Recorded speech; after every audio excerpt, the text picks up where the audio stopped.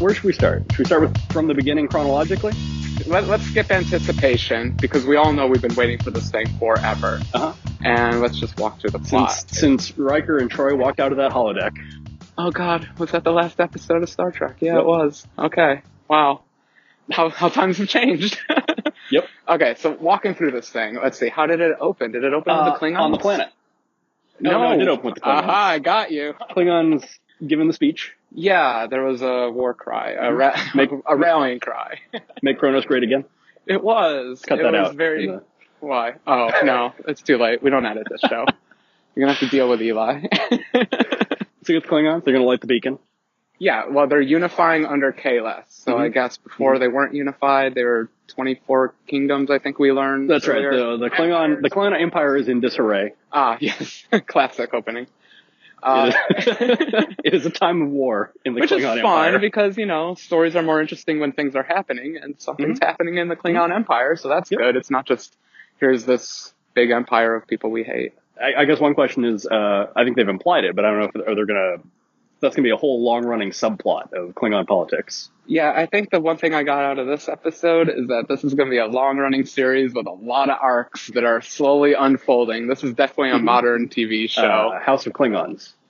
Yeah, I can't wait to meet the happy one, the sad one, the angry one, the one that tries really hard but fails.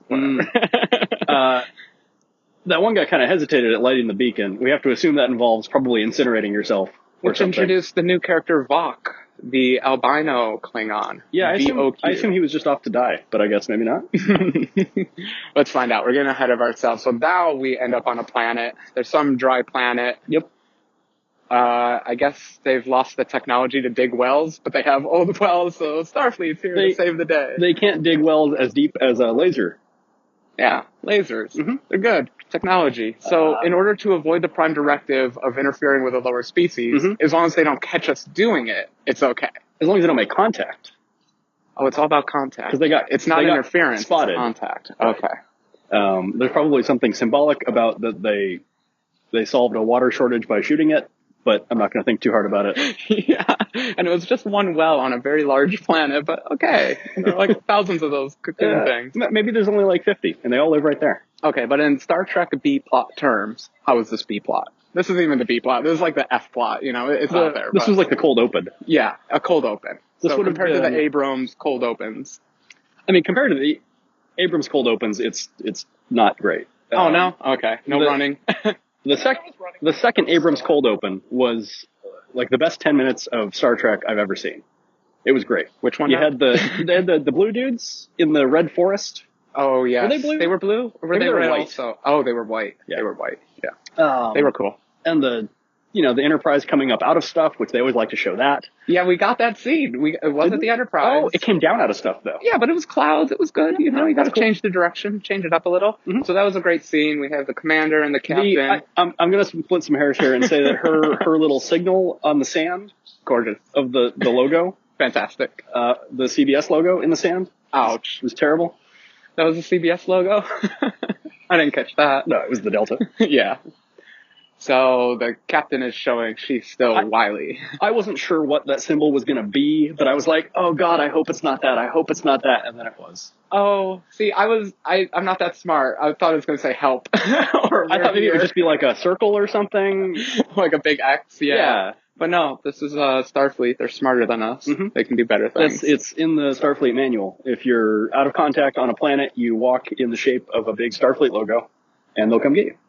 So this was also a big info dump. First episode exposition is always terrible. Oh my God. I wasn't ready for it though. It caught me by surprise. I like a mystery. The part where she's sitting in the learning ball. Oh yeah. And I love it's that. like, hey, how about your dead parents? And she's like, oh no, I don't want to talk about my dead parents. And it's like, okay, I'm going to show you pictures of your colony on fire and ask you more questions about it. Okay, but how about this? How often do we see a flashback on Star Trek? This is cinematic Star Trek. They're changing the rules here. This is like a Netflix show. I don't think ever. I mean, we get like episodes devoted to it or something like that, but that's the mysterious plant one in the clip show. Usually instead of flashbacks, they actually go back in time. Yeah, this was proper flashback, so let's see how that fits into the world. And in that sense, I feel like it did deliver a little on the promise of kind of combining Abramsverse and Primeverse in a new way. Yeah, I'm gonna try not to cross the streams. This is quite a different show from Next Generation.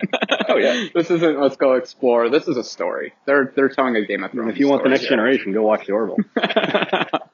Don't start. It's too early for that. Secret. We like Orville. So they're on the planet. We get spun this story that maybe the commander will get her own ship, but that hasn't happened yet because the next scene is they're investigating a probe.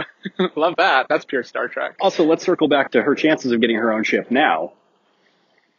Yeah, pretty low, I would say. Yeah, there's a little bit of insubordination in this episode. Not the cute Riker kind. This is full-blown death pinch. I always say that. Death pinch. Vulcan nerve pinch. There you go. Yeah, okay.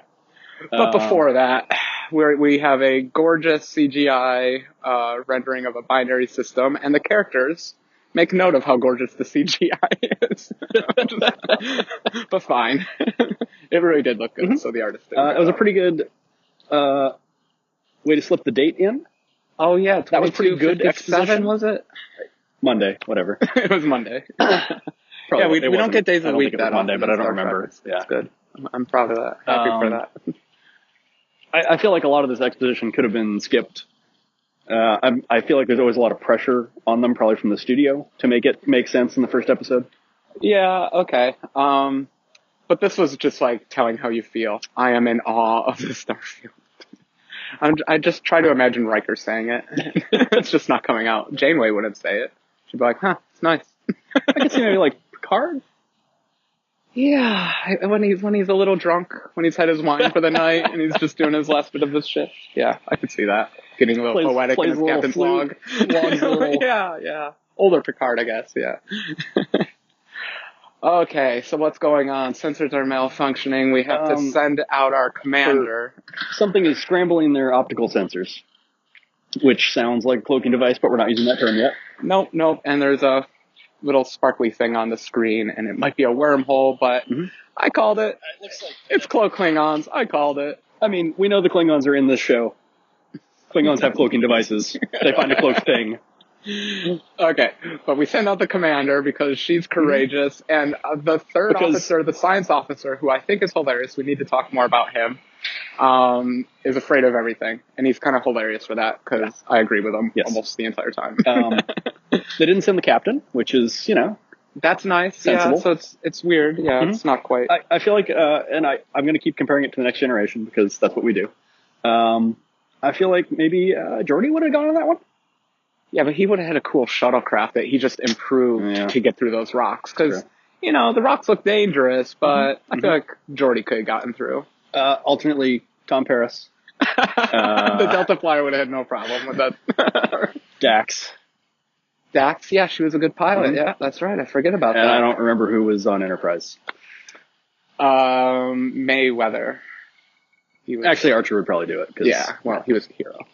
Speaking of which, we did not get a cameo by any old Star Trek people, and I was hoping for at least a Scott Bakula, but or maybe like a digitally de-aged Scotty or something. Oh, I don't know. That's pushing it. Somebody could meet like 12-year-old Scotty. So. No. Oh, Chris Pine could have showed up just to wink or something. Okay, but we get a cool scene where she shoots across in a spacesuit, which is very cool. It's actually very well done. We never got enough external shots in any of the Star Treks, really. I like the way it was done. She flew kind of straight on, not like Superman style. Oh yeah, which is Superman like actually the way you would do it in space. I like her. No, style. I mean like the vertical style is how you would actually. Standing up, jetpack on your back, pushing you forward. That's what we want. Compare this to they did that in Abrams Verse 2. They were always on their bellies, though, weren't they? I think so. Head first. Yeah. That's the way. Yeah. And it was more like skydiving because it was extreme. So no extreme skydiving. She does something that looks a lot more like a spacewalk than skydiving, and I appreciate that. And she happens upon a mysterious rock covered in metal, an exoskeleton of metal with twisty, twiny things. And this is a good time to talk about what do you think of the new Klingons and their design aesthetic. I mean, Klingon design aesthetic has kind of moved around over the years. Okay. Sure. I mean, original series looked cartoonish. I mean, original series was like silver stuff and fur. I think they had some furs. They had some fur? Okay. Yeah. Some face makeup, but just darkening their face a little. Next generation, I guess we were into spikes. Yeah, that's, I think, and red. The definitive Klingon. Red lights. The one we're all used to. Mm-hmm. I don't know what to say. We all know what that one is. I've never really liked rehashed takes on the Klingons. See, I liked the Abrams Klingons. I thought they were pretty good looking. Really? Yep. We didn't get a very long scene, but we got a short scene of Batleths and their faces and that stuff. And they had a kind of a slicker, more refined look than the ones we're getting. Ours are more, I don't know, what are they? Knobby? Like reptilian? Ridgy? Yeah. I mean, I liked the J.J. Abrams Klingons. Okay. As a piece of art direction, I like them a lot. Okay. I don't know if I like them as Klingons. That's all I'm saying. Interesting. Yes, they're good looking aliens. Mm-hmm. You know, I have to wonder, like, isn't it famous, like, Michael Dorn, the Worf, would have to show up, like, 4 hours, 5 hours before everyone else to sit through makeup? Yeah. So is that how the modern world works? Are they doing that, or are these all just rubber masks they just slip into, do you think? I think the materials are better, but it still takes a while. So all those people have to sit in the... Well, I mean, the background characters, like, are not as deep. Those are rubber masks. Okay. Anybody that talks, it has to be applied, like, directly to their glued face, to your lips. So that it'll move when they talk. Yeah, so they're sitting in that chair. So, like, the 3 people that talked in that scene. Yeah. Gotcha. Would have all had the oh, now you're going to make me watching for that. How many people talk in the scene? That's bad. That's true. But they solved that by having a Klingon in exterior spacewalk uniform, garb, whatever you call it. It looked great. Should we talk about spacesuits? All right, let's talk about spacesuits. I really liked the spacesuit. Yeah. It was half space armor, half, like, anime, half something. I thought it looked really cool. armor. Both of them. Okay. The Klingon one was very cool. I thought Mike's space armor. Yes. Michael. Are we calling him Mike? Michael. Whatever. The commander. Yes, commander. I liked her spacesuit. I thought it was very cool. Yeah, it reminded me of the one Picard wore when he was fighting the Borg and saying, "Get off my ship." They had these, like, cool, modern-looking spacewalk uniforms. Yeah. Hers was a little simpler. She was wearing, like, a shiny black spandex as her main garb. Yeah. And then, like, white armor over it, basically, as the spacesuit. Yeah. Which, I mean, I feel like most spacesuits now are, like, spacesuit and space armor are converging into one sort of, like, style. Fantastic. I associate with Mass Effect, but everything else cool. Too. But the Klingon was blinged out. If there's anything you can say about the new Klingons, 100% bling. And I don't know how they're going to keep it up for 13 episodes. They're probably going to have to reuse a lot of sets, but they're kind of gorgeous. I like that because they're definitely pushing to make aliens more alien. In this one, we haven't even mentioned the bridge crew. I mean, we're terrible at this podcast. Oh, that's an entire... Yeah. We'll get to it when we do final thoughts. A new section I just invented in this podcast. Well, we get back to the bridge after she goes to the thing. Right. So she has a duel with a Klingon because accidentally kills it because she is such a badass. Wow, yeah. Those thrusters, the back thrusters, obviously better... That was a very Iron Man move. Does he have forward thrusters? Yeah, sure. What the heck? He does the thruster thing, right? Yeah, okay. So she kills a Klingon, blacks out because her suit's damaged. Somehow they save her because Star Trek. But it was tense. It was good. It was well directed and all that. They get her on board and she's angry. She's angry. Yes. Because she's been asleep for 3 hours and oh my god, there's Klingons out there. And they apparently didn't get anything useful from the suit. So she's the only one that knows they're Klingons. This is when we have the flashback. So now we have our flashback of why she hates Klingons. Right. Because this is a Kittimer thing. Her outpost was destroyed by Klingons. Oh, was it Kittimer? Was that no, not at all. I'm really messing up here. Because that was a Romulan attack. This was a Klingon attack.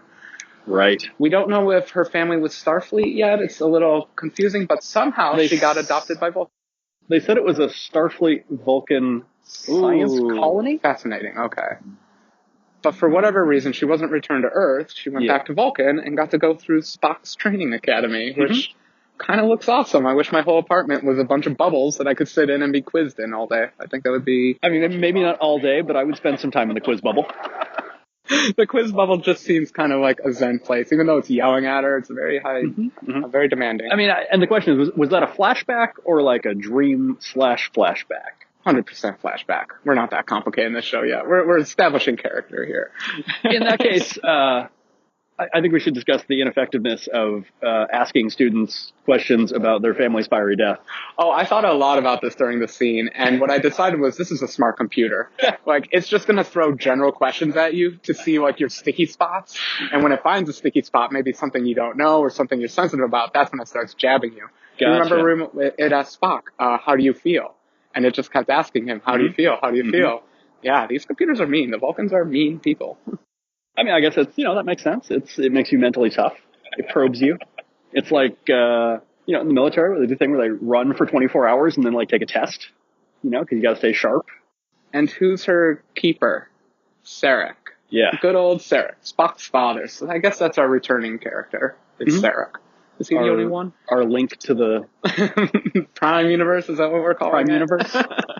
Even though it's probably the Abrams Sarek. But he's not very sympathetic because he's a Vulcan, I guess. I guess that gives her the idea to call him. Yeah, it seems like as jerk of he is, he picked up the phone really quick. Mm-hmm. Like, that was a 3-second ring. My parents take like 10, 20 minutes sometimes to get up. He was already dressed and standing there. Yeah, he was. With his 7 collars popped. And he's very pandering, but parental kind of pandering, I guess. So he's trying to educate. He's Vulcan, so he's kind of a jerk, but... Okay, so anyway, she wakes up. This is all a delusion. Who knows what it was? And she convinces the captain that there's some Klingons out there because I guess her video recorder didn't work, which, gosh, I hate writing sometimes. And this is that, and false also drama, this is false drama, but whatever. Yeah, this is like a classic, Contact. Cartoon trope almost of like, the kid sees something, but nobody believes them because they have some trauma in their past related to it. Okay. I feel like this is a lot of after school Disney stuff did that one, like Goof Troop, I think. So we're all going to learn to be friends at the end? No, that doesn't happen at all. So a Klingon ship decloaks as we're all waiting for it to happen, and it happened, and the ship looks nothing like a bird of prey. But it's got these 2 big engines on it, which are cool, but they're just big engines. The big engine cannons that I feel are a little Abrams. They're cannons? Well, they're a little Abrams. They're like the nacelles on the Enterprise, but they're green and on a Klingon ship. Instead of collecting hydrogen, they collect the dead. Even though the probe thing that we mentioned earlier, that had kind of a wing look to it, so you saw like some bird of prey look going on. Yeah, the bird motif is around. Yeah. Blinged out, of course, though. Good looking ship. And then it blinds them? Is that what happens? At some point, don't we go back and like they're doing the funeral? Oh, yes. I keep skipping the Klingon parts. Okay, so the Klingons are all upset because she murdered a Klingon, which is justifiable. Like, I mean... He attacked her first, though. They blew up the little sensor thing. Yeah. I feel like they probably knew where that was headed. Yeah, so we should also mention that the captain of this newly decloaked ship is the one who is giving the rally speech in the beginning. Right. So this is a fanatical leader who looks like he's going to become emperor at some point, or if he's not already emperor. They weren't very clear, I don't think, on that part. But he was talking about Kahless again, and... I mean, that's what you say to get Klingons riled up. Talk about Kahless. That's true. And it was a lot of... The beginning speech was they're going to surround us and change us and eliminate our culture. So this is all preservation of Klingon culture, specifically preservation of Kahless's culture, which we all know from Worf. So Worf has educated us all. That's true. I mean, we basically know the history of it. Yeah, it's a shorthand. So he united the houses. Yeah, exactly. Yeah. Okay. Now they blind us. So they add the guy's body to their hull of bodies. Right. This is important. Or I can't quite figure out how it's important, but the show makes it seem important. These Klingons are very like Warhammer. They're very like grimdark Klingons. They got their giant ancient ship. It's covered in bodies. Like some what they say, hundreds of years old or even thousands. They did a scan. I think thousands. Yeah, thank you. Star Trek scan. So that's an old ship, or they dug up some old boxes and glued them to the ship. It's just been flying around adding bodies for thousands of years. Again, pretty cool ship design. I feel like it suffered from one of those things that you see a lot where it's a very cool design, but then the way they show it and the way they light it is too cinematic to really appreciate the lines of it. They had a few external shots of the ships, especially in a part coming up where more Klingon ships arrive. where, the Next Generation taught us what space combat looks like. It's two ships pointed at each other, two big capital ships just statically sitting there. About 300 yards apart. And they paid homage to that. We had two big capital ships pointed at each other. What is the name of this ship? The Shenzhou? Shenzhou? Okay. We'll look. I should have put that in my notes. Yeah. It looked pretty small compared to the ship. And then it blinded them. We're finally going to get to my blinding part. Mm-hmm. And everyone freaks out. This is when the commander calls back to Sarek to say, what is going on with these Klingons? Yes. The blinding thing happens right after they radio home and ask for some help. Yeah. Yeah.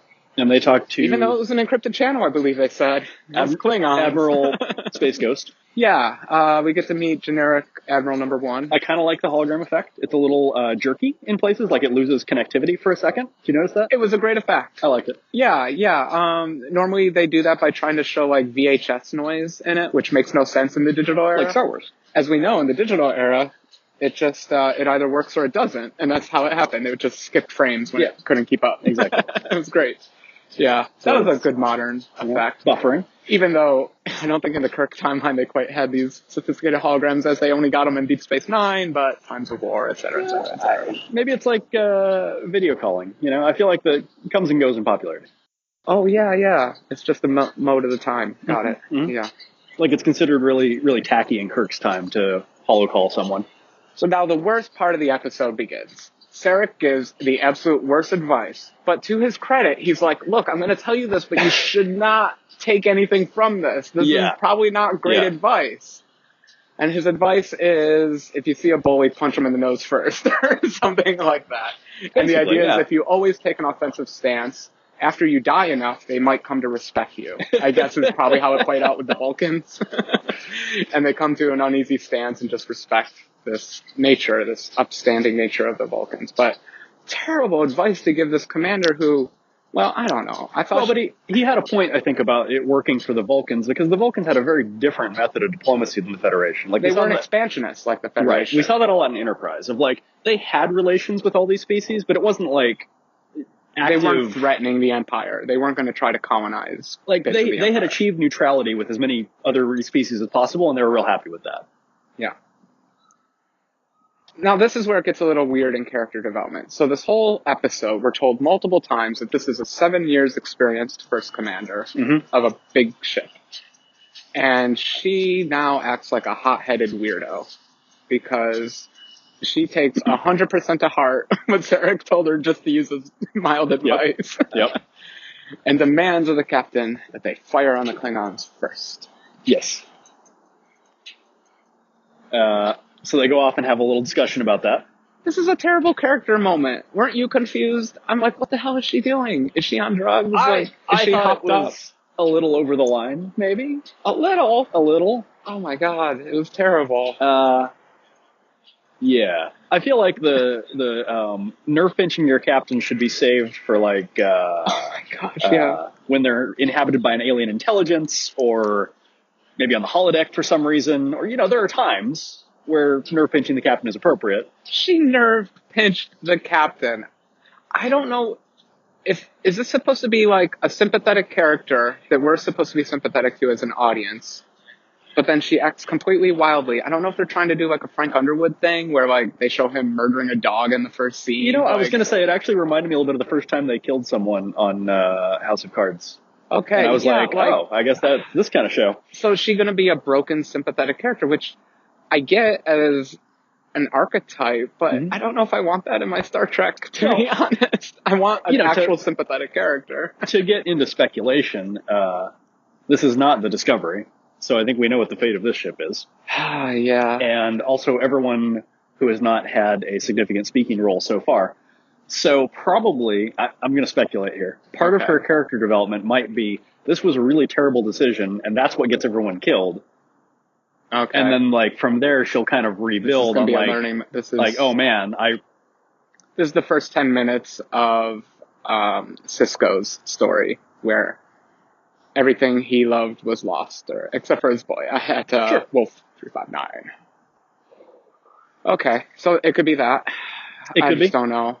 We should say that we are reviewing episode 1 without having seen episode 2 because that would be spoilers. It left us on a little bit of a cliffhanger. Yeah, so the Klingons elected Vok, we should mention, because he's obviously some upstart Klingon that we're going to have to pay attention to. To be the torchbearer. Oh yes, the torchbearer. He gets a bat left. Torch lighter? Torchbearer. Okay. That was right. Yeah. He gets a cool bat left. It's wildly ornate. I don't know how it works. I didn't quite see the blade on it. It looks even less effective than a regular bat left. Because it's mostly just horns, kind of look like. Yep. And that was it. Yep, as you said. And then it just ended. So, final thoughts. Final thoughts. How do we wrap this up? You started with an 80% note. Do you want to expand on that, or okay. The bridge crew? Sorry. A lot of it was better than I expected. I really liked all of the art direction. Yeah. The cinematography was gorgeous. Yep. Dutch angle. Every shot was a Dutch angle. They're so trying to separate themselves from the original show. It's because the camera is fixed in space and the ship is tilted. I would love to see some of those angles, but that's not what these were. These were dramatic Dutch angles. Yes, and they might rein that in. But for the most part, I liked it.